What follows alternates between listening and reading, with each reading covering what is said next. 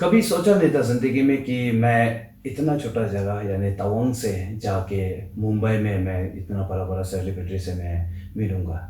तो एक सपना सा था एक। कभी विश्वास भी नहीं होता। अभी भी मैं सोचता हूँ तो यार इतना यार सच में इन लोग से मैं मिला था, कैसा होता है।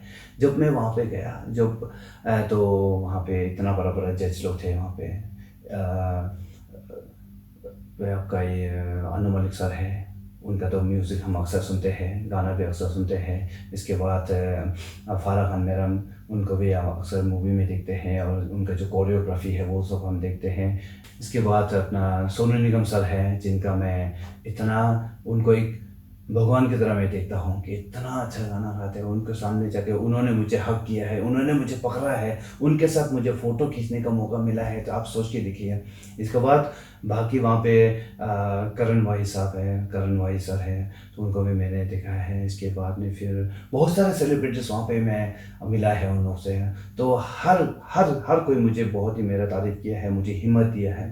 तो मैं एक बहुत ही एक खुद को एक खुश नसीब में मानता हूँ जी। ये। तो तारीफ और जो हिम्मत दी है उनमें से एक बात करें तो हमारे जो क्रिकेटर सचिन तेंदुलकर है, जी उन्होंने एक्स हैंडल में लिखा था, जो मैं पढ़ के सुनाता हूँ। जी उन्होंने लिखा था, this guy is special, he is amazingly positive despite his challenges, truly inspiring, more power to you. तो इस संदर्भ में क्या कहना चाहेंगे?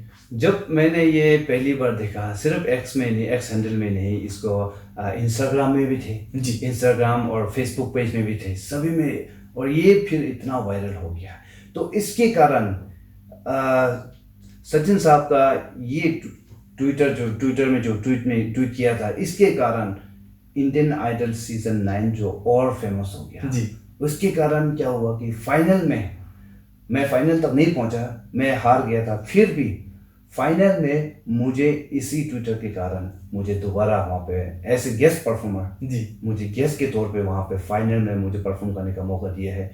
तो मैं और सचिन साहब, हम दोनों का कहानी को एक साथ जोड़ते हुए, तो सचिन साहब को भी वहाँ पे उस समय पे फाइनल में, आप सोच के देखिए, सचिन साहब जबकि संगीत से दूर दूर तक इनका कोई ताल्लुक नहीं है, फिर भी उनको वहाँ पे ऐसे गेस्ट बुलाया गया है। क्यों? क्योंकि सचिन साहब ने मेरे कहानी को वहाँ पे प्रमोट किया है, जी। एक इंडियन आइडल को वहाँ पे प्रमोट किया है, उसके कारण। तो ऐसे करके मैं फिर सचिन साहब से भी मिलने का मुझे मौका मिला है, जो कि हर किसी का नसीब की बात नहीं है। जी। शायद तवांग तवांग का तो मैं कह सकता हूँ कि तवांग में शायद मैं ही एक पहला एक बंदा होता होगा जो कि सचिन साहब को मिला है, जी। जी। उनके साथ गले मिलाया है। उन्होंने मुझे स्टेज के ऊपर से मेरे बारे में तारीफ की है। अरुणाचल के बारे में तो मुझे नहीं पता, तो अरुणाचल भी काफ़ी बड़ा है, तो फिर कई लोग मिला भी होगा। लेकिन तवांग से तो मुझे लगता है कि यदि अभी मिला हो, लेकिन सबसे पहले मैं ही शायद उनसे मुलाकात, मेरा जो उनसे मिलना एक जी। खुश नसीब जी। मैं मानता हूँ। जी। तो तुप्तन जी, अब आते हैं अरुणाचल जी प्रदेश में। जी वहाँ पे आपको जज किया जाता था। जी जी आप अब जज करते हैं, जैसे अरुणाचल प्रदेश का जो एक one of the popular singing reality show जी अरुणाचल जी आइडल को आप जज करते हैं। जी। तो क्या डिफरेंसेस पाते हैं बीइंग जज्ड एंड जजिंग? देखिए, मैं यही कहना चाहूँगा, जितना भी जो हमें सुन रहे हैं, तो जब भी कभी प्रोग्राम या स्टेज के ऊपर खड़ा होके हम गाते हैं, तो हर ऑडियंस अपने आप पे एक जज है। सब लोग हमें सुनने से ज़्यादा जज करते हैं, वो जी। तो आपको पता है। अब मैं ऐसे जज मैं 2 सीज़न में अभी कर चुका हूँ, ये अपना अरुणाचल आइडल जो कि बहुत ही एक अच्छा प्लेटफॉर्म है सिंगिंग रियलिटी शोज़ में। तो बहुत लोग जो संगीत का जो लवर्स है, तो उनके लिए तो उसमें मुझे काम करने का मौका दिया गया है। तो मैं बहुत ही आभारी हूँ सच में, जो यहाँ का डायरेक्टर सर है और चेयरमैन साहब है, तो उनका मैं बहुत ही आभारी हूँ। तो एक अब मुझे एक रिस्पॉन्सिबिलिटी दिया गया है कि जो वहाँ पे कोई गाना गा रहे हैं, तो वो किस तरह गा रहे हैं। सिर्फ उसका आवाज़ नहीं दिखेगा, उनका बिहेवियर, उनका प्रेजेंस, स्टेज प्रेजेंटेशन हुआ है। क्योंकि आवाज़ तो बहुत लोग अच्छा गाते करते हैं, लेकिन कल को चल के जब वो अरुणाचल आइडल बनेंगे, तो उनके अंदर एक प्रेजेंटेबल होना चाहिए कि हाँ, ये गाना अच्छा गाते हैं, ये स्मार्ट भी है, ये स्टेज के ऊपर में अपना प्रेजेंटेशन है वो दे पाते हैं। ऐसा नहीं है कि गाना अच्छा गा रहे हैं लेकिन वहाँ पे एकदम से सिकुड़ के एकदम गुमसुम होके एकदम ऐसा ना हो, जी। है कि नहीं? तो इससे क्या होगा कि हमारा एक स्टेट का भी एक रेपुटेशन की बात है कि अरे ये है, इस तरह से लोग बोलेंगे ये है अरुणाचल आइडल इस पर का, ऐसा नहीं होना है। जी। जब भी हो तो आवाज़ तो अच्छा होना ही है, और लेकिन जिस तरह से आप अपने आप को वहाँ पे अपना अरुणाचल को किस तरह रिप्रेजेंट करते हैं उसमें हम बहुत देखते हैं। जी। तो जब वहाँ पे ऑडियंस बन के वहाँ से लोग हमें जज करते हैं, ऑडियंस बन के इसके बाद में जो गाना गा रहे हैं, संगीत जो स्टेज को परफॉर्म कर उनको जज कर सकते हैं, तो हमें तो जज का काम दिया है, तो हमें तो और भी कॉन्फिडेंट के साथ में, और चाहे चाहे हमें हमारे ऊपर जज करे या हम उनको जज करें, लेकिन हमें ये काम निभाना पड़ता है, क्योंकि जब ऐसा ना हो कल को जाके फिर कि आवाज़ खराब वालों को वहाँ पे भेजते हैं। तो ऐसे करके तो जितना हो सके हम, चाहे जितना भी पब्लिक हुआ ऑडियंस हुआ हमें खराब बुरा भला कहे, लेकिन कोई बात नहीं, ये तो बहुत सारे लोग होते हैं जो हमें अच्छा कमेंट्स भी करते हैं, तो उनको सोचते हुए हम फिर आगे की ओर कदम लेके चलते हैं। जी। जी। तो जो युवा है, पर्टिकुलर युवा की बात करते हैं, तो जो सिंगिंग को सीरियसली करियर के तौर पर लेना चाहते हैं, उन्हें आप क्या कहना चाहेंगे? देखिए, जो सिंगिंग करियर को आगे लेके जाना चाहता है तो लेके जा सकते हैं। ऐसा नहीं है कि एक बॉलीवुड सिंगर बनना मतलब बहुत ही तकलीफ है, ऐसा नहीं है। अभी हमारा जो अरुणाचल में बहुत सारे लोग हैं जो कि बहुत ही अच्छा कर रहे हैं इस फील्ड में। बॉलीवुड लेवल का जो बॉलीवुड लेवल को टक्कर देते हैं। आपका यहाँ पे देख सकते हैं अभी वो भी तो एक इंडियन आइडल फेम है, ऋतु रिवाजी है, जी। और इसके बाद में तावा चके है जो कि बहुत ही अच्छा कर रहे हैं ये लोग, देखो। और अपना जो फोक सॉन्ग्स और फोक फ्यूजन जो गाते हैं, चोनू मुगली जी है, इतना अच्छा कर रहे हैं ये लोग। तो जब ये लोग आगे जा सकता है तो हम लोग क्यों नहीं? अभी बहुत सारे लोग अभी ऐसा है कि आगे की ओर जा रहे हैं, क्योंकि अभी हमारा अरुणाचल में भी बहुत सारे प्लेटफॉर्म आ चुका है, चाहे वो डांसिंग में हो, चाहे वो फैशन के तौर पे हो, चाहे वो सिंगिंग के तौर पे हो, चाहे वो रियलिटी शोज, जितना भी जो रोडीज तक आ चुका है हमारा अरुणाचल में, आप सोच के देखिए।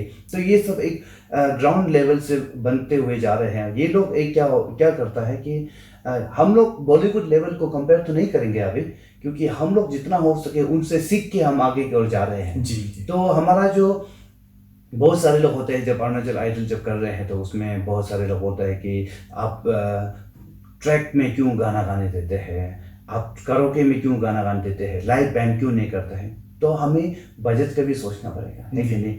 बजट पे सोचना पड़ेगा, और बजट से पार होके तो कोई भी नहीं करेगा। हर कोई जो प्रोग्राम ऑर्गेनाइज करता है तो वो लोग भी अपना बजट को देख के ही करेंगे। तो यदि अगर कल को जाके सरकार, अपना अरुणाचल सरकार इसमें फाइनेंशियली और ज़्यादा सपोर्ट करते हैं तो हम कर सकते हैं, ऐसी बात नहीं है। लेकिन कम से कम कोई तो कुछ तो शुरू करे पहले, तो जब शुरू करेंगे तभी तो इसके बाद आगे की ओर इम्प्रूवमेंट होते जाएगा। जी। ये बात है। तो हम आशा करते हैं कि इम्प्रूवमेंट हो, लेकिन बावजूद इसके कुछ युवा हैं जो डिस्ट्रैक्टेड हैं। एक बात कहें तो आज के युवा जो है ड्रग अब्यूज के शिकार हैं, तो इन्हें किस तरह से चैनलाइज किया जाना चाहिए आपके हिसाब से क्या लगता है? मैं टू बी ऑनेस्ट, मैं अक्सर यूट्यूब चैनल में हो, इंस्टाग्राम में हो, फेसबुक में हो, चाहे वो रेडियो के माध्यम से हो, मैं अक्सर कोशिश करता हूँ, मैं खुद को एग्जांपल देते हुए मैं लोगों को, जितना भी जो आज के जो पीढ़ी के जो युवा लोग हैं उनको एक मैसेज देने का। देखिए, मैं चाहे आपका बड़ा भैया मानो, चाहे आप अपना छोटा भाई मानो, चाहे मुझे अंकल मानो, मैं दोनों, मेरा हाथ नहीं है, मेरा दोनों हाथ नहीं है। यदि मैंने भी अगर दिल में ठान लेता कि अरे मेरा दोनों हाथ नहीं है, लोग मुझे क्या कहेंगे, लोग मुझे अनाप-शनाप कहेंगे, मेरे हाथों को लोग तमाशा के तौर पे देखेंगे, अगर इस तरह सोच के अगर मैं भी घर पे अगर पड़ा रहता तो आज मैं इस मकाम तक नहीं पहुंचता। आज मैं भी शायद घर के किसी कोने पे डिप्रेशन का शिकार होकर वहाँ पे शायद बहुत पहले मर भी चुका था होगा, मैं ये मानता हूँ। लेकिन जितने भी जो युवा, आज के जो युवा है, लोग अक्सर हार जाते हैं, हार जाते हैं माँ बाप के फटकार बोलो, चाहे वो एग्ज़ाम में फेल हो जाओ, या जो प्यार का जो फेलियर हो, कोई धोखा खाता है, फिर भी लोग मतलब इतना आसान से गिव अप कर लेते हैं। तो मैं उन लोगों को एक संदेश देना चाहूँगा कि यदि कभी आपको लगता है कि आपको ज़िंदगी से गिव अप करना है, तो आप लोग इस भैया को, आप लोग थुतन भैया को आप लोग सोच के देखिए कि इनका दोनों हाथ नहीं है। और मेरा और एक दोस्त है, पता है, जिनका दोनों हाथ शोल्डर से नहीं है, वो अपना सारा काम अपने पाँव से करता है। जी। आप उसको सोचिए, तो उनके सामने फिर मैं कुछ नहीं हूँ। क्योंकि उनका दोनों हाथ कंधा से नहीं है, शोल्डर से दोनों हाथ नहीं है, एक ही पैर से वो काम करते हैं। आप सोच के देखिए, खाना खाना से लेकर, बनाना से लेकर, लिखना से लेकर, कपड़ा पहनना, नहाना धोना, सब कुछ वो करता है अपने पैरों से। आप सोचिए, तो हम दोनों इस तरह से जी सकते हैं। आपको मरना हो, आपका नसीब में है, यदि आप ऊपर वाले को मानता है तो उन्होंने आपके बारे में लिख के रखा हुआ है कि आप इस टाइम पे, इसी समय पे आपको जाना है। उससे पहले आप खुद से खुद खुशी जो करते हैं, तो ये एक सबसे बड़ा फुलिशनेस बोलता है जो बुद्धू, इससे ज़रा बुर्बक जो बोलता है वो कोई नहीं हो सकता। क्योंकि ऐसा है कि यदि आप सुसाइड कर लेते हैं या आप ड्रग एडिक्ट हो जाते हैं, ड्रग एडिक्ट होकर ओवरडोज होकर मर जाते हैं, शराब पी के ओवर ड्रिंकिंग करके आप मर जाते हैं, तो लोग आपके बारे में दया नहीं करेंगे, आपको लोग अच्छा एग्जाम्पल पे नहीं लेंगे। लोग कहेंगे कि साला ठीक हो गया, मर गया, दारू इतना पीता था, ड्रग एडिक्ट था, ऐसे करके समाज को गंदा कर रहे थे। लोग इस तरह से आपको एक लोग धुतकार जो कहते हैं, आपको थू थू कहेंगे लोग।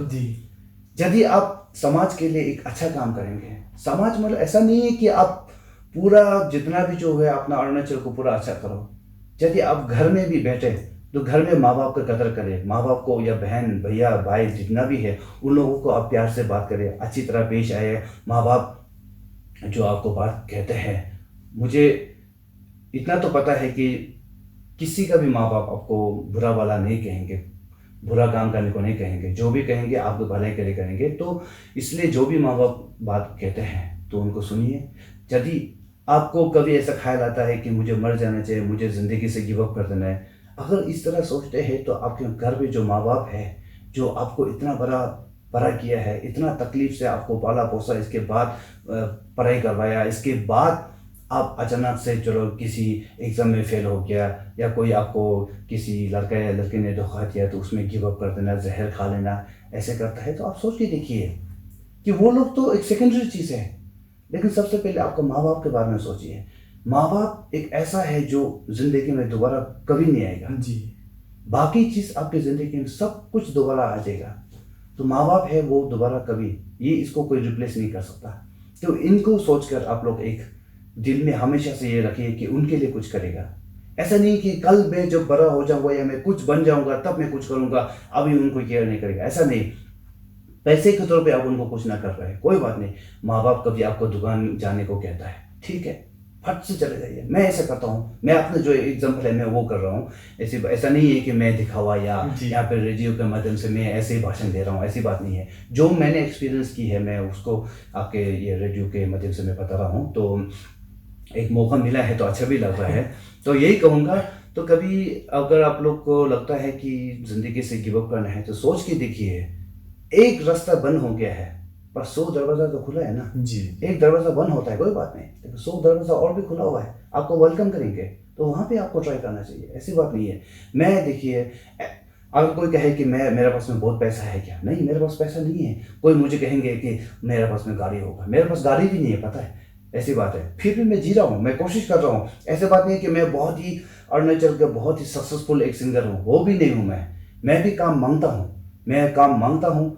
कभी कई जगह में कम मिलता है पैसा, कई जगह में ज़रा मिलता है, लेकिन कम से कम गुजारा मैं कर लेता हूँ। ऐसा नहीं है कि मुझे करोड़पति बनना है, बहुत बड़ा आदमी बनना है, ऐसा भी नहीं है। बड़ा बनना ऑफकोर्स हर किसी का मतलब ख्वाब होता है, लेकिन हर किसी का नसीब की बात नहीं है। फिर भी लेकिन लोग जीते हैं, तो हम भी उसी लाइन में हैं, हम भी जी रहे हैं, कोशिश कर रहे हैं, दोनों हाथ नहीं है। फिर भी मतलब एक लोगों को, युवा को मैं एक प्रेरणा देने की कोशिश करता हूँ। मैं यूट्यूब के माध्यम से मैं वीडियो बनाता हूँ, मैं खेती कर रहा हूँ, कभी मैं लकड़ी फाड़ रहा हूँ, खाना बना रहा हूँ, साइकिल चला रहा हूँ, गाड़ी चला रहा हूँ, सब मैं दिखाने की कोशिश करता हूँ जी। तो ये तो हुई आपकी बहुत ही इंस्पिरेशन और इंस्पायरिंग स्टोरी।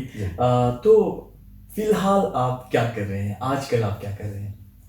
अभी भी मैं एक संगीत से ही जुड़ा हूँ, लेकिन अभी हाल ही में हमारा एक नया एक सोसाइटी हमारा यहाँ पे फॉर्म हुआ है, जिनका डायरेक्टर सर है विष्णु नवम सर, जिन्होंने एक आन एंटरटेनमेंट, जो कि हमारा जो अरुणाचल का जो लोकल जो आर्टिस्ट है उनको एक प्लेटफॉर्म देने के लिए एक सोसाइटी फॉर्म किया हुआ है, एक इवेंट मैनेजमेंट, जहाँ पे हम सिर्फ इसमें सिंगर्स ही नहीं, इसमें हम डांसर्स भी हुआ, कोई अगर मॉडल भी हो, चाहे वो एमसी हो, सबको मतलब एक साथ हम एक परिवार की तरह यहाँ पे विष्णु सर ने यहाँ पे फॉर्म किया है। इसके बाद हम भी उसके अंदर काम कर रहे हैं। और कोई यदि कोई आर्टिस्ट चाहिए तो हमारा जो आन एंटरटेनमेंट ANN आन एंटरटेनमेंट के हमारा फेसबुक पेज भी है, इसमें इंस्टाग्राम पेज भी है। तो इसके माध्यम से आप लोग कांटेक्ट करके हमें बुकिंग कर सकते हैं। यहाँ पे बहुत सारे फाइनेस्ट अरुणाचल के जो अभी यंग जनरेशन्स के जो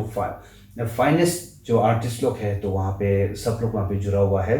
तो एक परिवार की तरह है, जहाँ पे हमारा जो डायरेक्टर सर है, जो फाउंडर है सर, तो वो हमें बहुत ही अच्छी तरह से ख्याल रखते हैं। तो इसके अंदर हम काम करते हैं। और हाल ही में हमने इसी आन एंटरटेनमेंट के बैनर के अंदर हमने प्रोग्राम भी किया है, जो कि CM साहब और गवर्नर साहब के आगे हमने परफॉर्म भी किया है जी। नए आर्टिस्ट की जरूरत हो, टैलेंटेड आर्टिस्ट की किसी भी फील्ड में, तो आप आन एंटरटेनमेंट को अप्रोच कर सकते हैं। तो मैं ये कहूँगा, तो अंत में आप हमारे सुनने वालों को, पर्टिकुलरली युवाओं को, क्या कहना चाहेंगे? मैं यही कहूँगा कि आप लोग, मैं फिर से दोहराना चाहूँगा, हिम्मत कभी मत हारिए। ज़िंदगी में आप कोई बात नहीं, सरकारी नौकरी नहीं मिलता है, कोई बात नहीं। सरकारी नौकरी से मैं सच कहूँ तो कहीं से मैंने सुना भी है कि अगर आप सरकारी नौकरी करते हैं तो उससे सिर्फ आप अपना परिवार पाल पाओगे। लेकिन यदि आप एक बिजनेसमैन बनते हैं या एक एंटरप्रेन्योर जो आप बनते हैं, तो उससे सिर्फ आपका ही परिवार नहीं, वहाँ पे 4-5 लोगों का परिवार भी आप साथ में लेकर चल रहे होते हैं जी। तो आप इसीलिए सरकारी नौकरी अगर नहीं मिलता है, कोई बात नहीं, आप दूसरा जगह में हाथ डाल के देखिए। कहता है ना कि पैसा हवाओं में है, पैसा तो हवाओं में है, बस उसको पकड़ना जानना है, बस यही है। और बस मैं अपनी ओर से मैं अक्सर शायरी में मारता हूँ जी। तो मैं एक फेमसली एक मेरा अक्सर मैं कहता हूँ कि मत कर यकीन अपने हाथों की लकीरों पर, मत कर यकीन अपने हाथों की लकीरों पर, अरे नसीब तो उनके भी होते हैं जिनका हाथ नहीं होते हैं। जी जी जी। यही कहना चाहूँगा जी। तो दी, आप हमारे स्टूडियो में आए और अपने बारे में और अपने म्यूजिकल जर्नी के बारे में इतनी सारी जानकारियाँ दी, साथ ही साथ इतनी इंस्पायरिंग स्टोरीज कहे, तो इसके लिए आपका बहुत बहुत धन्यवाद। बहुत बहुत शुक्रिया, थैंक यू सो मच। ये आकाशवाणी का ईटानगर केंद्र और अरुण FM 103.1 मेगाहर्ट्ज है। अभी आप सुन रहे थे वीकली इंफोटेनिंग कार्यक्रम आज के मेहमान। आज की कड़ी में आप सुन रहे थे an epitome of positivity Shri Thupten Tsering को, जो अरुणाचल प्रदेश के एक प्रतिभाशाली गायक हैं। हम फिर हाजिर होंगे ऐसे ही कुछ नए पर्सनैलिटी के साथ अगले कार्यक्रम में। तब तक के लिए दीजिए इजाजत, नमस्कार।